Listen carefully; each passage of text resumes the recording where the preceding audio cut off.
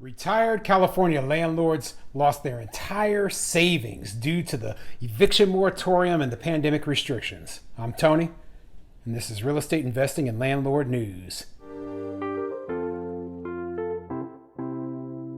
All right, another landlord story coming to you today from California, the second most tenant-friendly state in the entire country, right after New York, of course. But this story, it's another negative story about what happens to the actual landlords when they put these kind of eviction moratoriums into place. They make it so that it's nearly impossible to get these tenants out of the property, and they just have to eat all of the bills, all of the losses for as long as they last. Okay, so the eviction moratorium, at least the state eviction moratorium in the state of California, I believe it ended on September the 30th. And of course, the federal CDC eviction moratorium is over. So we're finally to the point where people can be evicted in the state of California, but that doesn't mean that they're just going to instantly be kicked out of their properties. Okay, they still have to go through the entire eviction process, and they have to go through everything before they're finally able to get rid of these people. So unfortunately, in the case of the people in this article, they lost their entire savings due to all of the mess and how long they had to pay to keep these people living in their property for free. So before I get into the article, go ahead, hit the like and subscribe button, maybe leave a comment down below, and let me know what you think of what's going on in this article. Okay, this is an elderly retired couple. They lost everything. Okay, they moved into an RV and they rented out their house beforehand, and wow, I mean, it's an awful situation. I hate to hear stories like this because it just goes to show you that the government doesn't care what happens to small landlords such as myself and such as these people. Okay, the only thing they care about is trying to get more votes, especially these politicians that put these kind of moratoriums into place without talking to landlords, without actually seeing the main stakeholder, making sure that they are going to be okay. So let's get into the article and see exactly what it says. So this article comes from businessinsider.com, and it says, "We rented our home when we moved into an RV. Now, eviction moratoriums have cost us our entire savings." Yeah, and this is a bad story. So let's get into it and see what it says.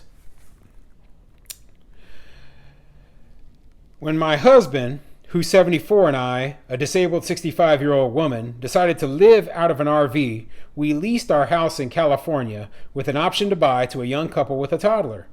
Shortly after they moved into the house in February 2020, the pandemic struck, and they quit paying rent. With eviction moratoriums in the U.S., which have been off and on since the beginning of the pandemic, and were most recently ended by the Supreme Court in August, they've now cost us our entire savings. Our intent was to sell the house, never to be landlords, but at the time the market wasn't what it is right now, and we saw this young couple who had a baby and said all the right stuff. We thought this was a really good deal for everybody, and we thought it was the best option for us." So right there, we're talking about people who, they're accidental landlords. Okay, it was the house they used to live in before they decided to go, move into an RV, travel during their retirement. So, I mean, this is pretty common. This is how a lot of people become landlords. They just turn the house they used to live in into a rental property, and they never had any intention of building a huge real estate portfolio or anything like that. And we don't know, also, the details we don't know about are, did they have any debt on the house? Did they still have a mortgage on the house? How much they were charging rent, how much actual profit they were making, if they were making any profit, even when the tenant was paying. So there's a lot of factors in here. If these people still had a mortgage on this house, then they needed the rental income just to make sure that they could pay that mortgage. And, that's the case for a lot of small landlords. That's the case for me. So I've actually done just this situation. I did it more intentionally, of course, but I turned the last 3 places that I've lived in into rental properties after I moved out. And that's how I acquired several rental properties. Okay, so obviously these people, they had the good intentions from the get-go, and they thought they were renting to good tenants, but the pandemic threw a wrench in their plans. So let's continue with this article. "Now, we're just struggling along. Since we stopped receiving rent, we've used the majority of our savings to not lose our property. Our tenants agreed to get out by July 31st, when an eviction moratorium was still in effect. But then they kept asking for one more week, and we felt like we didn't have any other choice but to move forward with the eviction. They've moved out of the house but haven't returned the keys. There have been doors left open. The landscaping is gone. The house is very filthy with cobwebs and the carpet ruined, things like that. It's confusing because, in essence, they've abandoned the property and they tell us they're coming back, but then they don't. We unfortunately aren't able to enter until they're officially no longer tenants. Yeah, and that's part of the landlord rules, okay? Until you know for a fact that they aren't actually tenants, you aren't officially allowed to enter in there. Now, there should be an exception in California law. I know there's an exception here in Nebraska where, basically if the tenant abandons the property, then you are able to take that property back. Now, these people, they might not know about that law. They should definitely speak with a landlord attorney to be sure that they're not violating anyone's rights, but they should be able to take their property back after a certain amount of time if the property is deemed to be abandoned. Okay, so obviously the tenants didn't leave the place in good shape. Sounds like they trashed it. Not surprising. So they didn't pay rent, they trashed the property, and then they just abandon it when they're done. This is pretty common, okay, especially during all this eviction moratorium nonsense. As soon as the eviction moratorium was done, they just left rather than go through the eviction process. But unfortunately for these landlords, the way that the rental assistance programs work is that you have to have tenant cooperation in order to get that rental assistance. So if the tenants aren't in the property anymore, they've moved on, do you really think that they're going to want to cooperate to get rental assistance for their past landlord? Maybe. I mean, there's a chance, but a lot of the times the answer is no. Okay, they're just not going to care. They're not going to cooperate. They're done. And this landlord could just be completely out all of the lost rental income. Now, if it was up to me, I would sue them. Okay, I would sue them for back rent.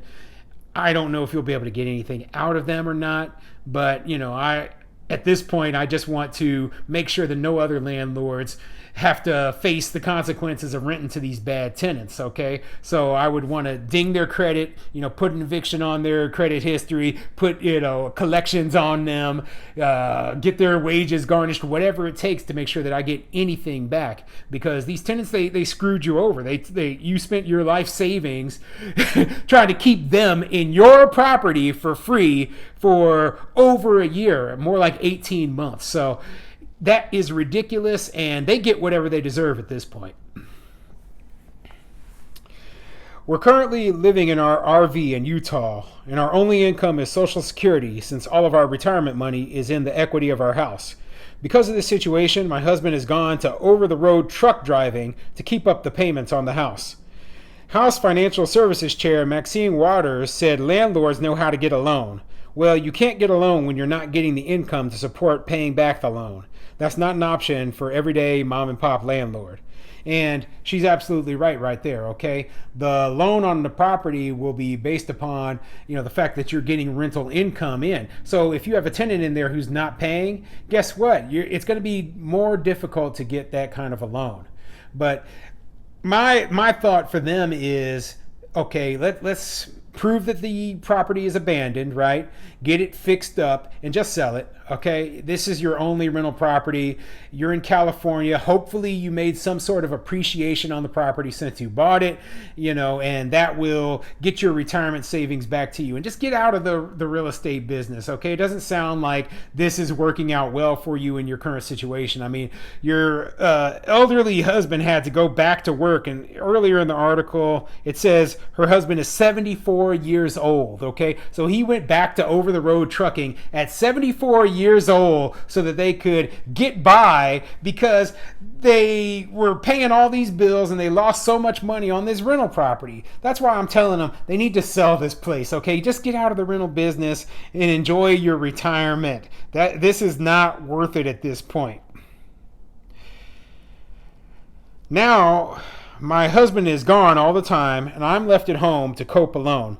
We're supporting this young family and they're not even related to us. I'm scheduled for a major surgery soon and only can hope that my husband will be able to come home to help. We haven't figured out how that's going to happen, but we'll deal with it when we get there. Our tenants did not pay us for their first month in February, and we've received maybe 1 or 2 payments during that time. But for the rest of the time, they haven't made a payment. They also didn't comply with any of the COVID-19 eviction moratorium requirements put forward by the state of California. They didn't supply us with any of the required information or pay the required 25% of the rent. They also weren't willing to apply, even with our help, for any kind of the aid that's available. Yep. And this is a typical story of the tenants who are, staying in these properties for the entire 18, 19 months without paying rent. Okay. They were just abusing the system. That's it. They weren't actually in there because of need. At least I don't believe they were. Okay. There might have been 1 or 2, but why didn't they at least help the landlord apply for the rental assistance if that was the case?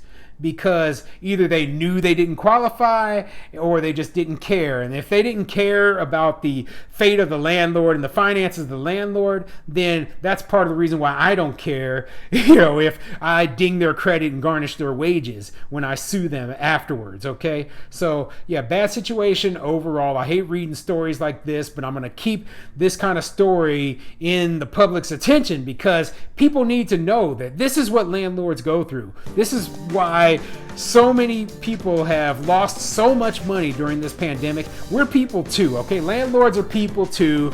We have to work jobs. A lot of us are working full-time jobs and we don't have savings to last for 18 months while you're not paying rent.